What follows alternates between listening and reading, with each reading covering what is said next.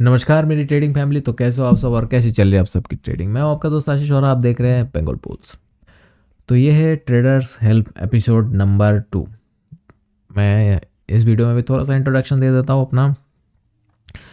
जैसे जो भी आपके दिल में सवाल हो या जो भी ट्रेडिंग से रिलेटेड सवाल हो, इन्वेस्टिंग से रिलेटेड सवाल हो, आप जो है मेरे कमेंट बॉक्स में कमेंट कर सकते हैं और मैं उन सारे कमेंट्स को लेके एक वीडियो बना के आपको वो जवाब या वो क्या बोलते जो भी आपको डाउट होगा या जो जिस टाइप के भी जो है आपको मतलब प्रॉब्लम आ रहा होगा उस प्रॉब्लम का सॉल्यूशन देने का मतलब सॉल्यूशन करने का वीडियो के थ्रू मैं आपको कोशिश करूँगा। तो ये हमारा एपिसोड नंबर 2 है। देखते हैं कि पहला सवाल क्या आया है। तो सबसे पहला सवाल जो है वो है साहिल पठान 4921 जी का आया है। लिखा है ब्रो ऑप्शन ट्रेडिंग कोर्स का 4th वीडियो कब आएगा। हाँ ऑब्वियसली मैं 3 वीडियो तक बनाया हूँ पहले और चौथा मैं बनाया नहीं क्योंकि उस टाइम पे जो चैनल के कंडीशन थे और जो मेरे कंडीशन थे वो कुछ ठीक नहीं थे जिसको बोलते हैं। तो मैं कहीं ना कहीं एक कोर्स का वीडियो बनाने में बहुत ज़्यादा मेहनत लगता है और मतलब कुछ सिखाने वाले जो वीडियोस होते हैं उसको बनाने में एजुकेशन के जो वीडियोस होते हैं मोस्टली मतलब कोर्स से रिलेटेड वीडियोस होते हैं उसको बनाने में बहुत ज़्यादा डीपली जो है उसमें बनाना पड़ता है। बहुत सारी चीज़ों का ध्यान रख के बहुत ज़्यादा डीपली बनाना पड़ता है। और मैं ऐसे 3 पार्ट तक बनाया था, उसके बाद चौथा मैं बनाया नहीं क्योंकि चैनल के कंडीशंस बहुत ख़राब थे उस टाइम पे। तो कहीं ना कहीं मुझे अपने चैनल को जो है ये यूट्यूब चैनल को सर्वाइव कराना था, इसीलिए मैंने 3 वीडियो के बाद उसको बंद कर दिया था। वो कोर्स को मैंने बंद कर दिया था, राइट। इसीलिए मैंने जो कोर्स का जो चौथा पार्ट लाया नहीं। शायद फ्यूचर में मैं ले आऊँ, जब भी मैं ले आऊँगा कोर्स के चौथे पार्ट से या ज़्यादातर मैं आपको या मैं अपनी यूट्यूब चैनल पे बता दूंगा आप सबको या टेलीग्राम पे, जहाँ भी आप देखना चाहें वहाँ से आप देख पाएंगे मुझे। और उस कोर्स को फ्यूचर में लाया जाएगा, ज़रूर लाया जाएगा, आज नहीं तो कल। लेकिन फ़िलहाल मैंने कोई डेट फिक्स नहीं किया है और उसको अभी तक शूट भी नहीं किया है। तो शूट अगर हो जाता है और फिक्स हो जाता है डेट तो मैं आपको इन्फॉर्म कर दूंगा ज़रूर। तो चलते दूसरे क्वेश्चन की तरफ।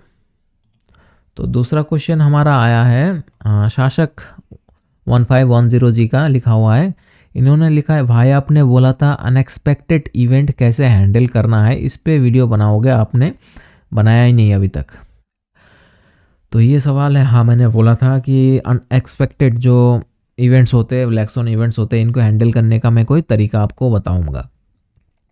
तो इसीलिए नहीं बनाया कि ऑलरेडी जो मैंने ये 1 CR ट्रेडिंग चैलेंज शुरू किया है इसमें जो है ऑलरेडी ऐसा सिचुएशन बन चुका है। मतलब मैं ब्लैक स्वन इवेंट में जो है मैं खुद फंसा भी और जो है उससे बाहर भी आया और इसके ऊपर जो है मैंने वीडियो भी बना रखा है। टोटल अगर आप 10 हफ्ते का, ज़्यादा नहीं 10 हफ्ते का भी वीडियो अगर देखोगे तो आपको समझ में आएगा मैं ब्लैक स्वन इवेंट से कैसे बाहर निकाला हूँ। लास्ट जो 10 हफ्ते के जो वीडियोस है इसमें आपको पता लग जाएगा ब्लैक स्वन इवेंट में मैं फंसा भी। ऐसा नहीं कि मैं सिर्फ आपको बोल दिया, राइट, ये चीज़ मैं करके दिखाया और इस साल हुआ भी साथ में हमारे साथ। हमारा जो पोजीशन था वो ऑप्शन सेलिंग का पोजीशन था, वो इंदामनी खुलता है दूसरे दिन और 200 पॉइंट, वो भी छोटा मोटा नहीं, 200 पॉइंट इंदामनी खुलता है। उसमें से जो है हम लगभग 4% के आसपास हमारा लॉस होता है। क्योंकि देखिए ब्लैक स्वन इवेंट हैंडल करने का एक ही तरीका है, हेजेस से, मतलब टाइट हेज के थ्रू। ये सबसे सेफ तरीका है, इससे ज़्यादा सेफ तरीका और कुछ नहीं हो सकता। एक सिंपल से मैं आपको एक बात शेयर कर देता हूँ। आप जो कैश मार्केट पे भी ट्रेड करते हैं, राइट, स्विंग ट्रेड करते हैं, इन्वेस्टिंग भी करते हैं, राइट, और फ्यूचर में भी करते कई लोग। उस टाइम पे जो है किसी को ये डर नहीं लगता कि भाई अगर आप स्टॉक में स्विंग ट्रेड कर रहे हो उसमें आपको कभी डर नहीं लगता कि भैया कल अगर गैप डाउन खुल जाता है, सर्किट पे लग जाता है। स्टॉक पे तो बहुत ज़्यादा होता है सर्किट, इंडेक्स में तो फिर भी कंट्रोल्ड है। स्टॉक में तो इतना लगता है कि आप सोच नहीं सकते, उसमें भी तो लॉस। उस टाइम तो आप डरते नहीं हो यार। ये बात मैं भूल ही गया था, मैं अब बताना चाहता हूँ। ऑप्शन सेलिंग में आपको डर लग रहा है, जबकि ऑप्शन सेलिंग में कहूँगा सबसे ज़्यादा सेफ है। पूछो कैसे? After hedges. अगर आपने टाइट हेज कर लिया तो आपके 2-3% से ज़्यादा उड़ते नहीं है। आप अगर स्विंग ट्रेड कर रहे हो किसी स्टॉक में, अगर आप आपने लगाया है, क्या आप गारंटी दे सकते हो कि जो है ये स्टॉक कल गैप डाउन नहीं खुलेगा या गैप अप नहीं खुलेगा या आपके पोजीशन के खिलाफ नहीं खुलेगा जिस साइड आपने पोजीशन लिया है? या जब आप फ्यूचर कर रहे हो उस टाइम पे भैया सर्किट उसमें भी लगता है, उसमें भी तो डरो, स्विंग ट्रेड में भी डरो। जो आप कैश पे कर रहे हो, इन्वेस्टिंग कर रहे हो, येस बैंक इतने पे ज़ीरो हो गया, किसी को मिला भी नहीं, डीएचएबल ज़ीरो हो गया, थे ना ये भी कंपनीज अच्छे, उसमें कभी डर नहीं लगता यार। आपको इसमें डर लग रहा है? अरे भाई सिंपल सी कॉन्सेप्ट है, सिंपल सी चीज़ है कि आप देखो, सिंपल सी बात है, ऑप्शन बाइंग भी करते हो, लोगों को सेफ लगता है, राइट, लेकिन सबसे ज़्यादा लॉस उसमें भी होता है, उसी में होता है, लोगों के उसी में हो रखे। क्यों? आपको लगता है कि जब आपके पास एक बड़ा, आप पहले बात तो ऐसे नहीं सोचता, आपके पास जो है 10-20 हज़ार से आप आते हो ट्रेड करने, और उसको जो ऑप्शन बाइंग में लगाते हो और फिर वो ज़ीरो हो जाते हैं, राइट। ऑप्शन सेलिंग में आप बोलोगे यार 1 लाख लग गया, कम से कम मेरा अगर गैप डाउन खुला अनलिमिटेड लॉस है। अरे बेसिक कॉमन सेंस वाली बात है कि अगर गैप डाउन भी खुलता है तो उतना ही आपका उड़ेगा जितना आपके कैपिटल है, उसके बाद तो ब्रोकर काट ही देगा, उससे ज़्यादा तो जा नहीं सकता है, राइट। अगर दूर वाले है जो एक ले लिया तो उसमें भी आप सेफ हो गए, उतना भी नहीं जाएगा। यार लोगों ने हवा बना रखा है, पता नहीं क्या चीज़ है, अनएक्सपेक्टेड चीज़ हो गया तो होने दो यार, क्या है। अरे भाई आप स्टॉक में भी कर रहे हो तब भी आपके कैपिटल के 20% कभी भी उठ सकते हैं, ये रेडी रह के करना पड़ता है।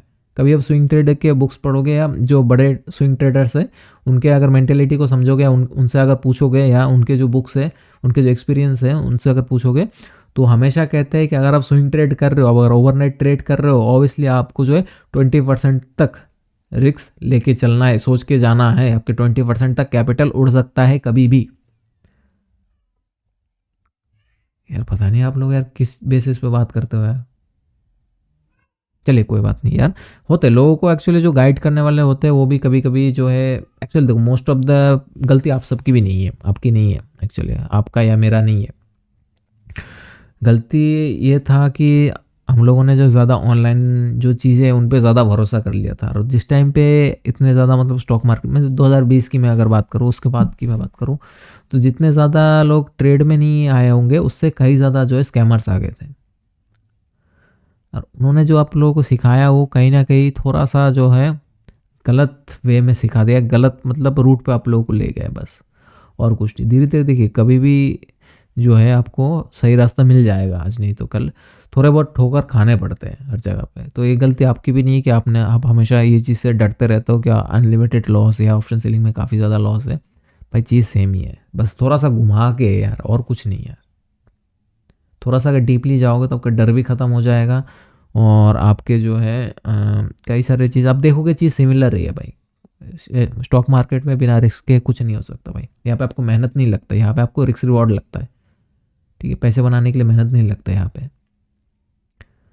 तो चलते ये अगले क्वेश्चन की तरफ। मैं शाशक मैं समझता हूँ कि आपको जो है आपका क्वेश्चन का आंसर मिल गया होगा, और आपको अगर अभी भी समझ में नहीं आ रहा है तो मेरे पुराने जो 10 वीडियो से 2024 से लेके 10 वीडियो, इनको अगर आप देखोगे तो मैं ऑलरेडी एक ब्लैक सॉन इवेंट में पढ़ चुका और उससे बाहर भी आ चुका हूँ। तो आप जाके देखो, ये 10 वीडियो आप देखोगे तो समझ में आ जाएगा कैसे, कि कैसे जो है इस चीज़ को हमने मतलब कैसे हमने हैंडल किया है, बस और कुछ नहीं। उसके बाद जो है चलते हैं हमारे तीसरे क्वेश्चन की तरफ। काफ़ी लंबा हो गया ये क्वेश्चन का आंसर। नीतीश पटेल जी, ओके नीतीश पटेल ही है ये, ओके हाँ, नीतीश पटेल ऑफिशियल 4923 इनका आईडी है। तो इन्होंने कमेंट किया है कि भाई मुझे कोई इंडिकेटर बता दो प्लीज़।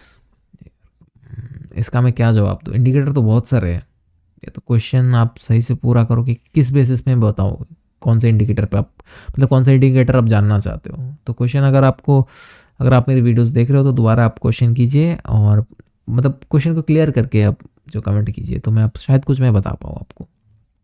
वैसे तो मैं कुछ नहीं समझ पा रहा हूँ भाई, मुझे कोई इंडिकेटर बता दो प्लीज़, मतलब किस बेसिस पे बताओ, ये मैं समझ नहीं पाया। ठीक है, तो इस क्वेश्चन को मैं पास करता हूँ और चलते हैं हमारे अगले क्वेश्चन की तरफ। Question number 5। तो यहाँ पे ये लिखे हैं सुमन मेहता जी लिखे हैं, सुमन मेहता, सॉरी मैं गलत हो गया, सुमन महंता जी ने लिखा है, sir what is the stop loss of your trades. मैं अपनी पर्सनल ट्रेड की मैं बात करूँ, मैं कभी भी ट्रेड लेता हूँ तो मैं अपने कैपिटल का 1% हमेशा मेरा स्टॉप लॉस रहता है। कभी मैं कोई भी मैं किसी भी तरीके का ट्रेड लेता हूँ तो उसमें मेरा जो है मेरे कैपिटल का 1% ही मेरा स्टॉप लॉस रहता है। बस फिक्स, इससे ऊपर नहीं जाता, इससे नीचे भी नहीं रखता कि इतना मेरा रिस्क कैपेसिटी है एज ए परसेंटेज वाइज। तो उम्मीद करता हूँ मैं आप सभी के कमेंट्स का सही जवाब मैं दे पाया हूँ और आपके प्रॉब्लम्स का मैं थोड़ा बहुत सॉल्यूशन निकाल पाया हूँ। तो मिलते हैं नेक्स्ट वीडियो में, तब तक के लिए